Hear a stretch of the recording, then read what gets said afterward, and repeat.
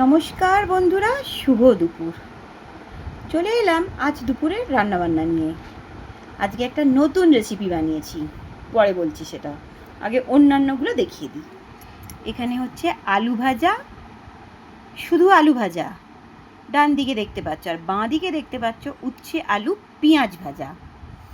আলু ভাজাটা আমার মেয়ে খাবে, উচ্ছে আলু পেঁয়াজ ভাজাটা আমরা দুজন খাবো।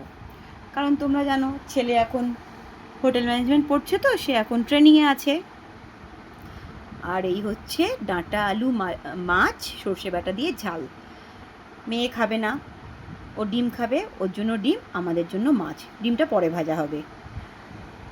আর এই হলো সেই মজাদার রেসিপি যেটা প্রথমে তোমাদের দেখিয়েছিলাম।